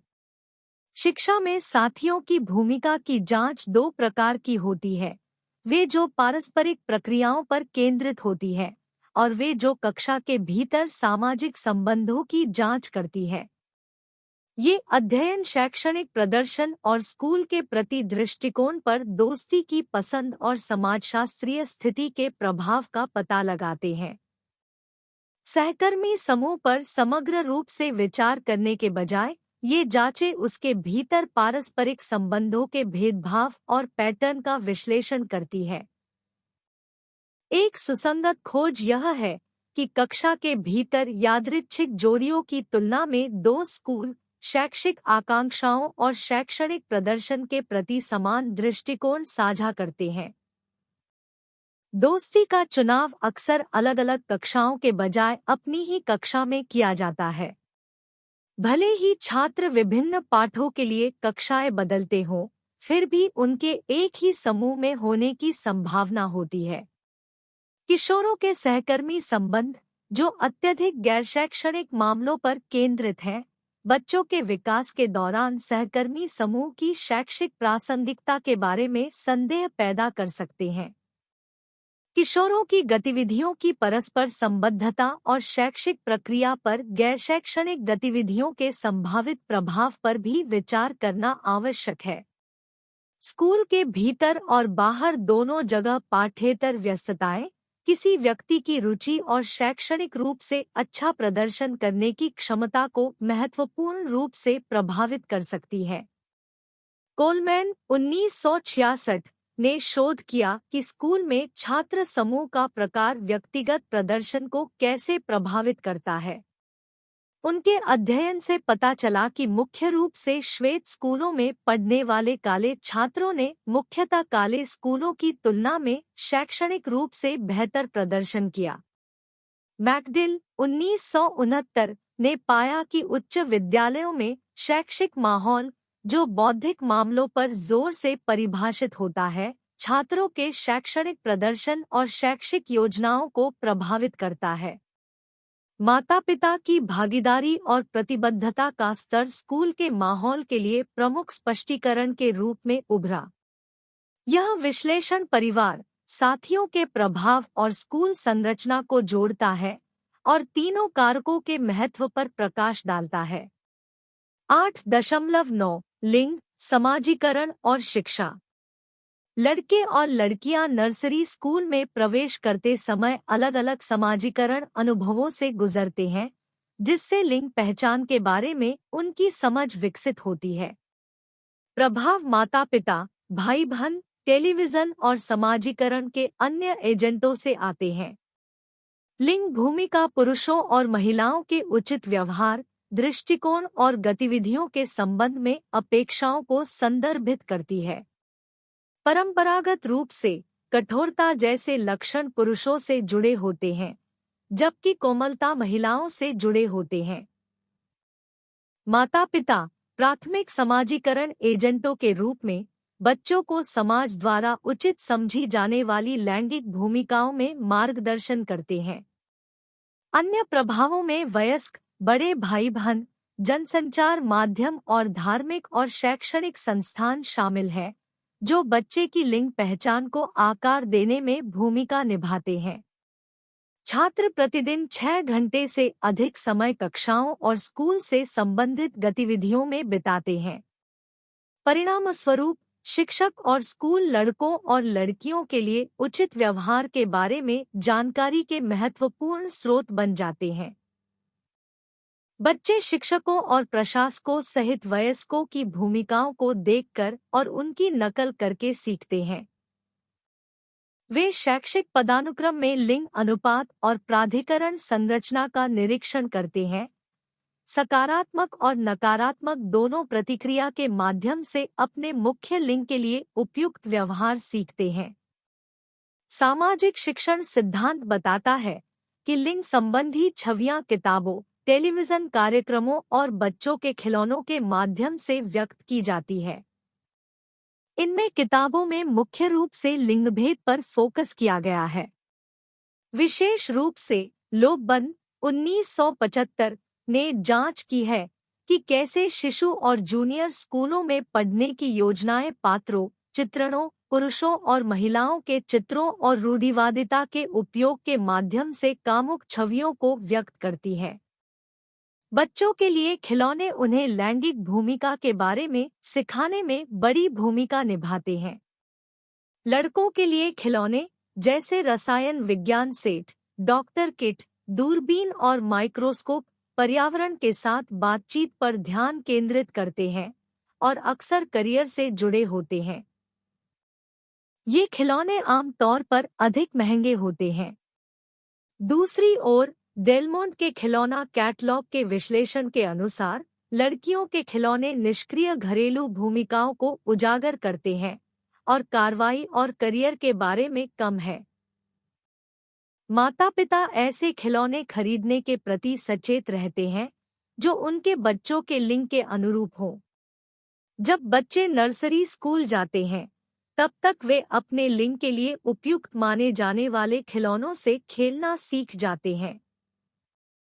खिलौना कैटलॉग पर डेलामोन के अध्ययन से पता चला कि लड़कियों के खिलौने घरेलू भूमिकाओं को बढ़ावा देते हैं, जबकि लड़कों के खिलौने कार्रवाई, रोमांच और कैरियर के विकास पर जोर देते हैं। टीवी सहित मीडिया लड़कियों को अधीनस्थ और निष्क्रिय के रूप में चित्रित करते हुए इन रूढ़िवादिता को पुष्ट करता है। जैकी पत्रिका के मैक्रॉबी के विश्लेषण ने इस विचार को प्रतिध्वनित किया, जिसमें लड़कियों को लड़कों के अधीनस्थ के रूप में दर्शाया गया है। पाठ्यपुस्तकें लिंग मानदंडों में भी योगदान देती हैं। सामग्री विश्लेषण में चित्रों, पुरुषों और महिलाओं की सकारात्मक और नकारात्मक छवियों, रूढ़ियों और समाज में यौन भूमिकाओं को कैसे चित्रित किया जाता है, इसकी जांच की जाती है। यहाँ तक कि सहशिक्षा कक्षाओं में भी कुछ गतिविधियां लिंग से जुड़ी होती है। अध्ययनों से पता चलता है कि लड़कियों को लड़कों के बराबर ध्यान नहीं मिलता है। लड़कों को समस्याएं सुलझाने के लिए प्रोत्साहित किया जाता है, जबकि लड़कियों को उत्तर दिए जाते हैं। सौंपे गए कार्य भी लिंग आधारित होते हैं। लड़कियां पौधों को पानी देती हैं, जबकि लड़के ब्लैकबोर्ड साफ करते हैं। गतिविधियों में अक्सर बच्चों को लिंग के आधार पर अलग करना शामिल होता है। अनुशासन और शिक्षकों द्वारा छात्रों के साथ बिताया गया समय भी लिंग भेद को दर्शाता है। शोध से पता चलता है कि लड़कों को अधिक कठोरता से अनुशासित किया जाता है, लेकिन उन्हें शिक्षकों से अधिक समय और प्रशंसा मिलती है। दिलचस्प बात यह है कि शिक्षकों की अपेक्षाएं छात्रों के लिंग, वर्ग और नस्ल से प्रभावित होती है। गणित में लड़के अक्सर लड़कियों से बेहतर क्यों करते हैं? शोधकर्ता इस अंतर का कारण लड़कों और लड़कियों की परवरिश और उनके अनुभवों को बताते हैं। इसकी शुरुआत प्राथमिक विद्यालय से होती है। लड़कों को स्वतंत्र विचारक बनने और सूत्रों का कड़ाई से पालन करने के बजाय गणित के लिए रचनात्मक तरीके खोजने के लिए प्रोत्साहित किया जाता है। हालांकि परीक्षाओं में लड़कों और लड़कियों के बीच गणित के अंकों में भिन्नता के बारे में चर्चा है, लेकिन ये अंतर महत्वपूर्ण नहीं है। सामाजिक और सांस्कृतिक कारक महत्वपूर्ण भूमिका निभाते हैं। लड़कियों को गणित और विज्ञान की उपलब्धियों में भाग लेने में बाधाओं का सामना करना पड़ता है। अंतर सांस्कृतिक अध्ययन से माता-पिता के समर्थन, शिक्षक अपेक्षाओं, अध्ययन की आदतों और मूल्यों में अंतर का पता चलता है। कुछ देशों से पता चलता है कि लड़कियां गणित में उत्कृष्ट होती है। डेविन 1979 ने कहा कि स्कूलों में अक्सर एक पारंपरिक परिवार मॉडल लागू किया जाता है, जिसमें कमाने वाला पुरुष और आश्रित पत्नी और बच्चे होते हैं। इससे प्रभावित हुआ कि लड़कियों को कैसे शिक्षित किया गया। पुर्विस और हेल्स 1983 ने स्कूलों में दो स्त्री मॉडल की पहचान की, मध्यम वर्ग के लिए आदर्श पत्नी और मां, और श्रमिक वर्ग के लिए अच्छी महिला। स्कूली पाठ्यक्रम ने महिलाओं और विवाह के बारे में धारणाओं को कायम रखा, जिससे लड़कियों के लिए अवसर सीमित हो गए। मिरियम डेविड 1985 ने दिखाया कि पारिवारिक जीवन और माता-पिता की शिक्षा पर पाठ्यक्रमों ने स्कूल के बाद के कार्यक्रमों में मातृत्व के लिए शिक्षा पर जोर दिया।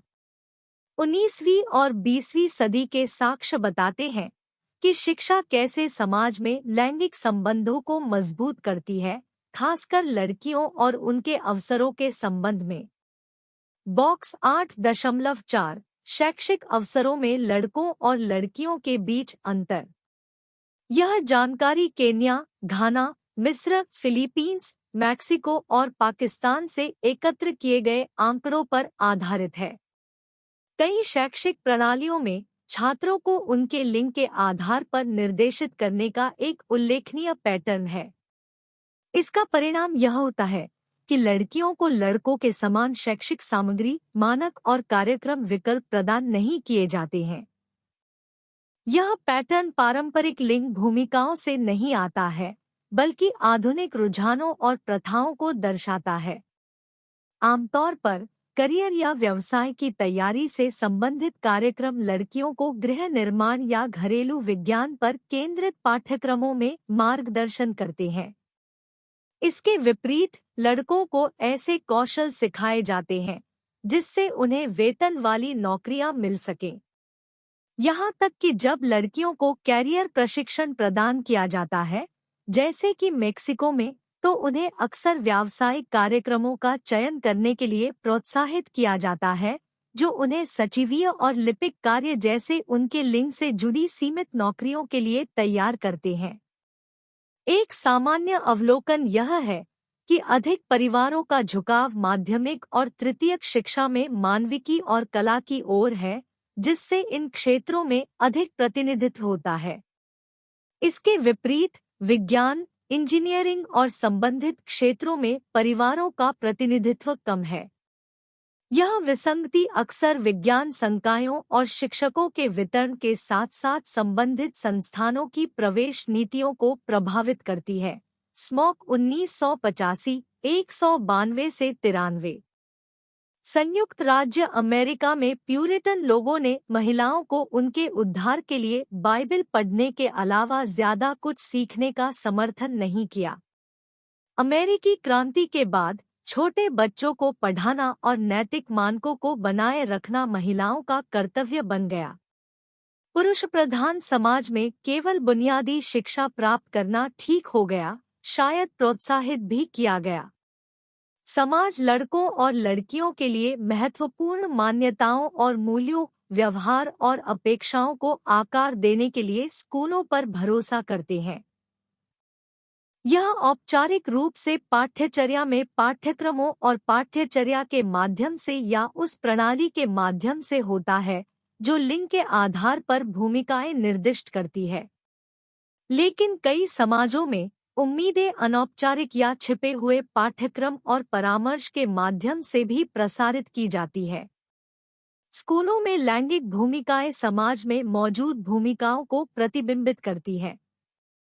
प्रत्येक लिंग के प्रति हमारा व्यवहार और अपेक्षाएं रूढ़िवादिता से बहुत अधिक प्रभावित होती है। समाज पुरुष और महिला विशेषताओं के बारे में लगातार धारणा रखता है। लड़कियों को सौम्य, सहयोगी, स्नेही और पोषण करने वाले के रूप में देखा जाता है, जबकि लड़कों को आक्रामक, जिज्ञासु, प्रतिस्पर्धी और महत्वाकांक्षी के रूप में देखा जाता है। ये रूढ़ियां दुनिया भर में देखी जाती है। पुरुषों और महिलाओं की साक्षरता दर के आंकड़े इन अलग-अलग अपेक्षाओं को दर्शाते हैं। समाज के आर्थिक और राजनीतिक पहलुओं में पूरी तरह से भाग लेने के लिए महिलाओं को शिक्षा की आवश्यकता है, लेकिन साक्षरता और शिक्षा तक पहुंचने में उन्हें अभी भी महत्वपूर्ण चुनौतियों का सामना करना पड़ता है। प्राथमिक विद्यालय स्तर पर अधिक महिला शिक्षक हैं, लेकिन कम महिलाएं विद्यालय प्रमुख के रूप में कार्य करती हैं। जितना अधिक उतना कम की यह प्रवृत्ति विश्वविद्यालय स्तर पर जारी है, जहां कम महिलाएं शक्तिशाली और जिम्मेदार पदों पर हैं। समाजीकरण ने महिलाओं को प्रशासनिक भूमिकाओं के लिए प्रतिस्पर्धा न करने के लिए प्रभावित किया है।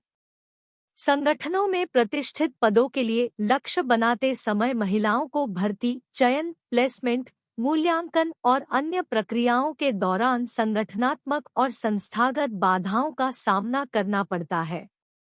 विभिन्न स्तरों पर महिलाओं को पुरुष प्रधान संस्थानों में उच्च पद प्राप्त करने में बाधाओं का सामना करना पड़ता है।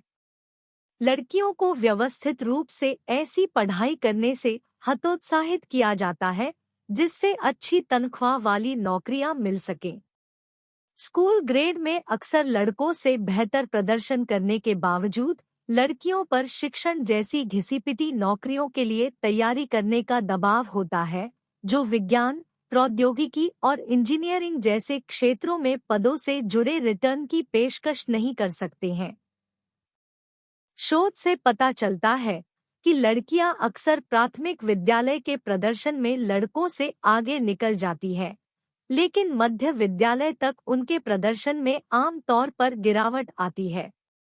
इस गिरावट के दो स्पष्ट कारण हैं: किशोरावस्था के साथ होने वाले शारीरिक परिवर्तन जो उनका ध्यान भटकाते हैं, और उनसे स्कूल में उत्कृष्ट प्रदर्शन करने के बजाय पालन पोषण करने और घर के कामों में निपुण होने की बढ़ती अपेक्षाएं हैं। जब तक लड़कियां वरिष्ठ स्तर तक पहुंचती हैं, भविष्य के कार्यबल में भागीदारी के लिए उनकी योजनाएं और मूल्य व्यवसायों में मौजूदा लिंग अंतर के साथ निकटता से जुड़ जाते हैं। महिलाओं को वयस्क जीवन में चुनौतियों का सामना करना पड़ता है और अक्सर उनकी बौद्धिक उपलब्धियों के लिए अपर्याप्त पुरस्कार मिलता है। चिंतन और क्रिया 8.2 अपने घर के निकट एक माध्यमिक विद्यालय में जाएं और अपने करियर के संदर्भ में लड़कों और लड़कियों की आकांक्षाओं का पता लगाएं। इग्नू के एक छात्र के रूप में प्रतिबिंब और कार्रवाई 8.2 इंच नामक असाइनमेंट लेते हुए मैं पास के माध्यमिक विद्यालय में अपने करियर के संबंध में लड़कों और लड़कियों की आकांक्षाओं की व्यापक खोज में लगा हुआ हूँ। इस कार्य में न केवल जानकारी एकत्र करना शामिल है, बल्कि उन अंतर्निहित कारकों को समझना भी शामिल है जो इन आकांक्षाओं को प्रभावित करते हैं। इस चिंतनशील निबंध में मैं अपनी यात्रा के दौरान अपनाई गई कार्यप्रणाली, प्राप्त अंतर्दृष्टि और शिक्षा और सामाजिक दृष्टिकोण के लिए निहितार्थों पर विस्तार से चर्चा करूंगा। प्राथमिक ध्यान लड़कों और लड़कियों दोनों की कैरियर आकांक्षाओं की सूक्ष्म समझ प्रदान करने, किसी भी असमानता पर प्रकाश डालने और एकत्रित आंकड़ों के आधार पर औचित्य प्रदान करने पर होगा। कार्यप्रणाली। इस कार्य को आरंभ करने के लिए मैंने अपने निवास के निकट स्थित एक माध्यमिक विद्यालय का चयन किया। मैंने सभी लिंगों के बीच करियर आकांक्षाओं की समग्र समझ सुनिश्चित करने के लिए मिश्रित लिंग स्कूल का विकल्प चुना। मेरे दृष्टिकोण में विभिन्न ग्रेड के लड़कों और लड़कियों दोनों के साथ साक्षात्कार, सर्वेक्षण और अनौपचारिक चर्चाओं का संयोजन शामिल था। मेरा लक्ष्य खुली अभिव्यक्ति के लिए अनुकूल माहौल बनाना था, जिससे छात्रों को अपनी आकांक्षाओं को खुलकर साझा करने के लिए प्रोत्साहित किया जा सके। लड़कों की आकांक्षाएं। पुरुष छात्रों के साथ बातचीत के दौरान मैंने विभिन्न प्रकार की करियर आकांक्षाएं देखी। एक बड़ी संख्या ने STEM, विज्ञान, प्रौद्योगिकी, इंजीनियरिंग और गणित क्षेत्रों में रुचि व्यक्त की, जिसमें इंजीनियर, वैज्ञानिक या IT पेशेवर बनने की आकांक्षाएं भी शामिल है। यह प्रवृत्ति इन क्षेत्रों को आकर्षक और प्रतिष्ठित मानने वाली सामाजिक धारणा से प्रभावित हो सकती है। इसके अलावा लड़कों के एक महत्वपूर्ण अनुपात ने खेल और मनोरंजन से संबंधित आकांक्षाएं व्यक्त की। कुछ ने पेशेवर एथलीट बनने के सपने व्यक्त किए, जबकि अन्य ने अभिनय, संगीत या मनोरंजन के अन्य रूपों में करियर बनाने का लक्ष्य रखा। इन आकांक्षाओं पर लोकप्रिय संस्कृति, मीडिया और खेल आइकनों का प्रभाव स्पष्ट था।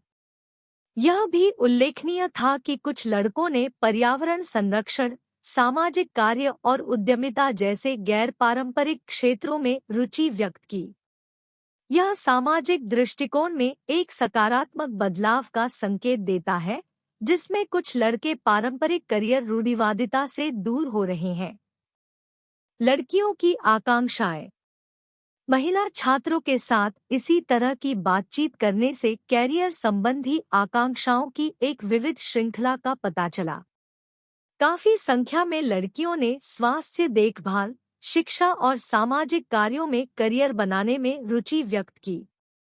नर्सिंग, शिक्षण और परामर्श आमतौर पर कैरियर पथों के रूप में उल्लिखित थे। STEM क्षेत्रों ने भी इन व्यवसायों से जुड़े पारंपरिक लिंग मानदंडों को चुनौती देते हुए कुछ लड़कियों को आकर्षित किया। इंजीनियर, वैज्ञानिक और प्रौद्योगिकीविद बनने की आकांक्षाएं थी, जो इन क्षेत्रों में लैंगिक समावेशिता की बढ़ती स्वीकार्यता को दर्शाता है। इसके अलावा मीडिया और सामाजिक अपेक्षाओं का प्रभाव लड़कियों पर भी स्पष्ट था।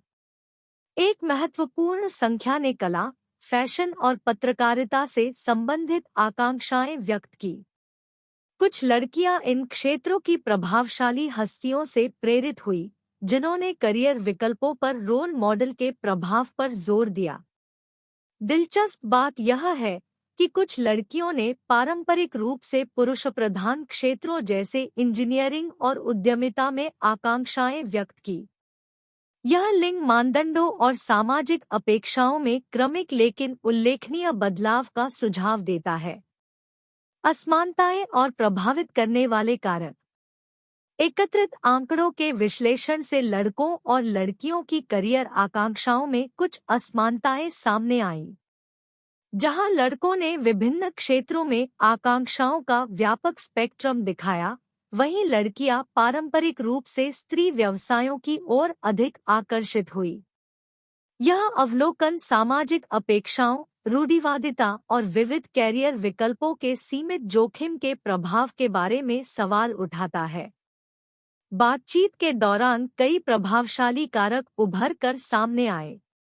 पारिवारिक पृष्ठभूमि, सामाजिक आर्थिक स्थिति और माता-पिता के व्यवसाय ने छात्रों की आकांक्षाओं को आकार देने में महत्वपूर्ण भूमिका निभाई। जिनके परिवार के सदस्य विशिष्ट व्यवसायों में हैं, उनके समान क्षेत्रों में रुचि व्यक्त करने की अधिक संभावना थी। साथियों का प्रभाव भी एक उल्लेखनीय कारक के रूप में उभरा। छात्र अक्सर अपने दोस्तों की कैरियर आकांक्षाओं से प्रेरित होने या साथियों के बीच लोकप्रिय रुझानों से प्रभावित होने का उल्लेख करते हैं। यह विभिन्न करियर विकल्पों की खोज को प्रोत्साहित करने के लिए एक सहायक और विविध सहकर्मी वातावरण बनाने के महत्व को रेखांकित करता है। शैक्षिक प्रदर्शन एक अन्य महत्वपूर्ण कारक था। जिन छात्रों के पास सूचनात्मक सत्रों, करियर परामर्श और पाठ्येतर गतिविधियों तक पहुंच थी, उन्होंने उपलब्ध करियर पथों की व्यापक समझ दिखाई। इसके विपरीत सीमित जोखिम वाले लोग पारंपरिक और परिचित विकल्पों पर भरोसा करते थे। शिक्षा के लिए निहितार्थ। इस असाइनमेंट के निष्कर्षों का शिक्षा प्रणाली पर कई प्रभाव है। लड़कों और लड़कियों के बीच कैरियर आकांक्षाओं में मौजूदा असमानताओं को संबोधित करना और कम करना अत्यावश्यक है। शैक्षणिक संस्थानों को सभी लिंग के छात्रों को समान अवसर, अनुभव और मार्गदर्शन प्रदान करने की दिशा में सक्रिय रूप से काम करना चाहिए।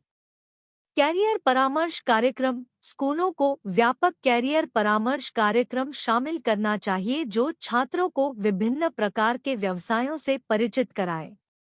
इन कार्यक्रमों को लैंगिक रूढ़िवादिता को चुनौती देने और छात्रों को सामाजिक अपेक्षाओं के बजाय उनकी रुचियों और योग्यताओं के आधार पर क्षेत्रों का पता लगाने के लिए प्रोत्साहित करने के लिए डिजाइन किया जाना चाहिए। रोल मॉडल एक्सपोजर छात्रों के साथ बातचीत करने के लिए विभिन्न क्षेत्रों के पेशेवरों, विशेष रूप से एसटीएम और अपरंपरागत करियर वाली महिलाओं को आमंत्रित करना उनके दृष्टिकोण को व्यापक बनाने में सहायक हो सकता है। लैंगिक मानदंडों का उल्लंघन करने वाले सफल व्यक्तियों के संपर्क में आने से छात्रों को अपरंपरागत रास्तों पर विचार करने के लिए प्रेरणा मिल सकती है। समावेशी पाठ्यक्रम को पारंपरिक लैंगिक भूमिकाओं और रूढ़ियों से अलग करने के लिए डिजाइन किया जाना चाहिए। शैक्षिक सामग्री, पाठ्यपुस्तकों और कक्षा की गतिविधियों में विभिन्न लिंगों और पृष्ठभूमियों के पेशेवरों की एक विविध श्रृंखला प्रदर्शित होनी चाहिए। पाठ्येतर अवसर स्कूलों को छात्रों को पाठ्येतर गतिविधियों में शामिल होने के लिए पर्याप्त अवसर प्रदान करने चाहिए जो उन्हें विभिन्न क्षेत्रों से परिचित कराएं। विज्ञान क्लब, उद्यमिता कार्यक्रम और कला पहल छात्रों की रुचियों और आकांक्षाओं को आकार देने में महत्वपूर्ण भूमिका निभा सकते हैं। माता-पिता की सहभागिता माता-पिता को लिंग की परवाह किए बिना अपने बच्चों की आकांक्षाओं का समर्थन करने के महत्व के बारे में शिक्षित करना महत्वपूर्ण है। माता-पिता पर केंद्रित कार्यशालाएं और सत्र जड़ जमाई गई रूढ़िवादिता को चुनौती देने और घर में एक सहायक माहौल को बढ़ावा देने में मदद कर सकते हैं। निष्कर्षतः मेरे घर के पास एक माध्यमिक विद्यालय में लड़कों और लड़कियों के बीच कैरियर संबंधी आकांक्षाओं की खोज ने इन आकांक्षाओं को प्रभावित करने वाले कारकों में मूल्यवान अंतर्दृष्टि प्रदान की है। देखी गई असमानताएं एक समावेशी और सहायक शैक्षिक वातावरण बनाने के लिए एक ठोस प्रयास की आवश्यकता पर प्रकाश डालती है, जो छात्रों को विविध कैरियर विकल्प तलाशने के लिए प्रोत्साहित करती है। एकत्र किए गए आंकड़ों से संकेत मिलता है कि पारंपरिक लिंग मानदंडों को चुनौती देने में प्रगति हुई है, लेकिन मौजूदा असमानताओं को खत्म करने के लिए अभी भी काम किया जाना बाकी है। शैक्षणिक संस्थान छात्रों की आकांक्षाओं को आकार देने में महत्वपूर्ण भूमिका निभाते हैं और पूर्वाग्रहों, रूढ़िवादिता और विविध कैरियर पथों के सीमित जोखिम को संबोधित करना आवश्यक है।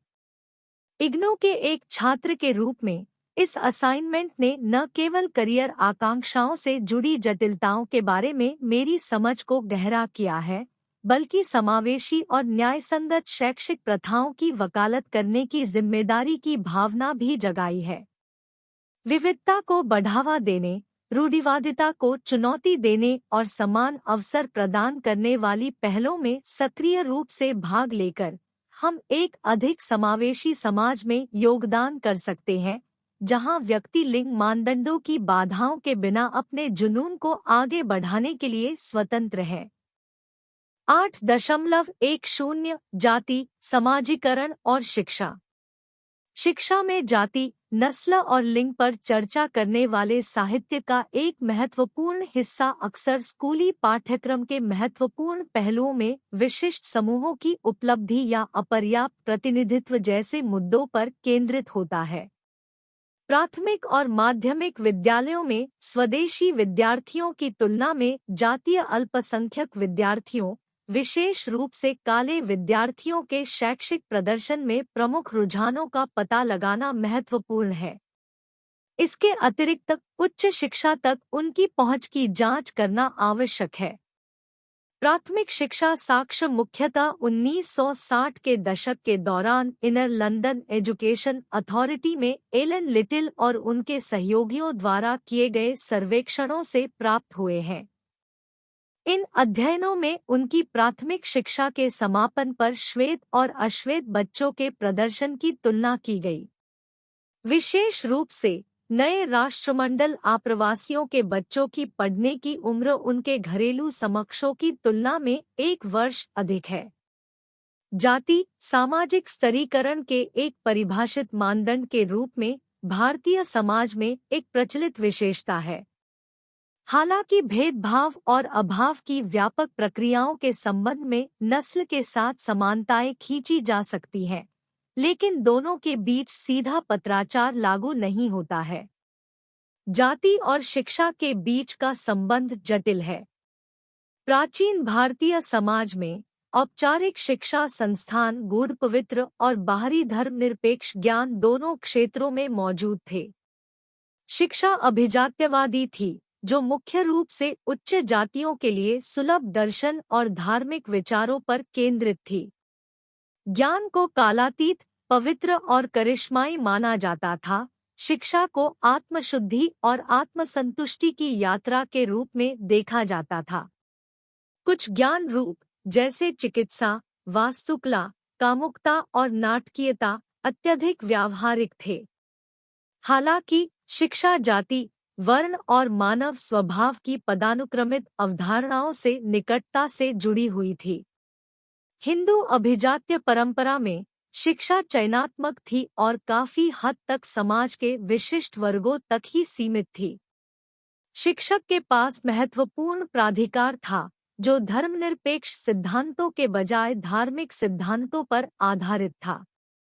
सिंह का सुझाव है कि भारत में धर्म, जाति और विस्तारित परिवार ने पारंपरिक रूप से समाजीकरण और शिक्षा को आकार देने में महत्वपूर्ण भूमिका निभाई है। इस संदर्भ में साहित्यकारों को सर्वोच्च शिक्षा, सामाजिक स्थिति और सम्मान का प्रतीक माना जाता था। उन्होंने पारंपरिक शक्ति अभिजात वर्ग का गठन किया, लेकिन इस समूह का हिस्सा बनना न केवल सामाजिक आर्थिक असमानताओं के कारण व्यावहारिक रूप से कठिन था, बल्कि सांस्कृतिक और धार्मिक मानदंडों द्वारा भी प्रतिबंधित था। जाति, पदानुक्रम, वंशानुगत विशेषज्ञता और अंतर्जातीय संबंधों की विशेषता भारतीय समाज का एक महत्वपूर्ण पहलू थी। किसान समुदायों में हिंदू बच्चों के समाजीकरण में सांस्कृतिक मानदंडों को आंतरिक बनाना शामिल था, जो पदानुक्रमित सामाजिक संरचना और जाति व्यवस्था की संस्थागत असमानता का समर्थन करता था। प्रत्येक जाति ने अपने वंशानुगत व्यवसाय से जुड़े विशिष्ट सांस्कृतिक विषयों को विकसित किया, जिससे समाजीकरण और औपचारिक शिक्षा प्रक्रिया प्रभावित हुई। उदाहरण के लिए, एक राजपूत बच्चे के समाजीकरण में व्यक्तिगत गरिमा, सम्मान, साहस और आक्रामकता की एक मजबूत भावना पर जोर दिया गया। उच्च जाति के हिंदुओं में मनोवैज्ञानिकों ने बच्चों के प्रति एक सत्तावादी और आरक्षित रवैया देखा, जिससे उच्च निर्भरता विशेषताओं को बढ़ावा मिला। हालांकि निचली और मध्यवर्ती जातियों के लिए बच्चों के पालन पोषण की प्रथाओं और प्रमुख मनोसांस्कृतिक विषयों पर अध्ययन की कमी है, लेकिन यह अनुमान लगाना उचित है कि इन जातियों के बीच अलग-अलग सामाजिक स्थिति, शक्ति की गतिशीलता और व्यावसायिक मूल्यों ने आत्मछवि और अधिकार के प्रति अलग-अलग झुकाव को आकार दिया है। प्रत्येक जाति पदानुक्रम के भीतर मूल्य, ये अंतर सांस्कृतिक, व्यावसायिक और आर्थिक संदर्भों से उत्पन्न होते हैं, जिनमें ये जाति समूह मौजूद थे और उन्होंने अपने बच्चों का पालन पोषण किया। ऊंची जातियों में एक परंपरा है जो युवाओं के लिए अपने शिक्षक के साथ अध्ययन करने के लिए एक विशिष्ट समय निर्धारित करती है। सुदूर अतीत में इस परंपरा का प्रतीकात्मक या व्यावहारिक महत्व रहा होगा। इसके विपरीत भारत में निचली मध्यवर्ती जातियों के लिए परिवार ने समाजीकरण और औपचारिक शिक्षा दोनों में केंद्रीय भूमिका निभाई। विभिन्न भूमिकाओं की सीख पीढ़ियों के माध्यम से पारित की गई थी, और चूंकि घर भी काम का स्थान था, व्यक्तियों ने परिवार के बड़े सदस्यों के सहयोग से कला, कौशल और शिल्प हासिल किए। औपचारिक शिक्षा के समान समाजीकरण की प्रक्रिया में उम्र और विरासत में मिली सामाजिक स्थिति का महत्वपूर्ण महत्व है। समकालीन समय में शैक्षणिक संस्थानों तक पहुंच और करियर आकांक्षाओं के संदर्भ में उल्लेखनीय परिवर्तन हुए हैं। हालांकि अध्ययनों से संकेत मिलता है कि वंचित जातियों या आदिवासी पृष्ठभूमि के छात्रों को शिक्षकों द्वारा शिक्षण और बातचीत में सूक्ष्म पूर्वाग्रहों के कारण स्कूलों में चुनौतियों का सामना करना पड़ता है। ऐसे उदाहरण हैं जहां पाठ्यपुस्तकें या तो उनके अनुभवों और दृष्टिकोणों को नजरअंदाज कर देती है या विकृत कर देती है, जो स्कूल प्रणाली के संगठन में एक मुद्दे को दर्शाती है। 8.11 निष्कर्ष। इस इकाई को पढ़ने के बाद अब आपको यह समझना चाहिए कि शिक्षा परिवार और समुदाय दोनों से प्रभावित होती है। यह समाज में प्रमुख सामाजिक समूहों द्वारा लगाए गए दबावों से आसानी से प्रभावित होता है। नतीजतन शिक्षा समाज में मौजूद सामाजिक पूर्वाग्रहों को कायम रखती है और कभी-कभी उन्हें बढ़ा भी देती है। छात्रों के विविध समाजीकरण अनुभव उनके व्यक्तित्व, आत्मधारणा, दृष्टिकोण, कौशल और ज्ञान को आकार देने में महत्वपूर्ण भूमिका निभाते हैं। ये कारक बदले में स्कूल में उनके प्रदर्शन को प्रभावित करते हैं। समाजीकरण प्रक्रियाएं स्कूल में सीखने में या तो समर्थन कर सकती हैं या बाधा डाल सकती हैं। एक विशिष्ट परिवार प्रकार, सामाजिक वर्ग, जाति या लिंग समूह से संबंधित कारक, साथ ही विशेष बच्चे के पालन पोषण की प्रथाओं के संपर्क में आने से हम जो व्यक्ति बनते हैं, उसके लिए विशिष्ट परिणाम होते हैं। यह बाद में कौशल, दृष्टिकोण, ज्ञान और भाषाई रूपों के विकास को प्रभावित करता है, अंततः स्कूल में हमारे प्रदर्शन को प्रभावित करता है। यह पहचानना आवश्यक है कि किसी की पारिवारिक पृष्ठभूमि स्कूल के कामकाज से अलग नहीं है। घर और स्कूल दोनों लगातार बातचीत करते हैं, जिससे छात्र के समग्र व्यक्तित्व, ज्ञान स्तर, दृष्टिकोण और शैक्षिक प्रदर्शन को आकार मिलता है। हालांकि स्कूल निष्पक्ष लग सकते हैं, वे वास्तव में लोगों के बीच मौजूदा मतभेदों के साथ मिलकर काम करते हैं। कभी-कभी इन मतभेदों को हाशिए पर रहने वाले समूहों के लिए हानिकारक बना देते हैं।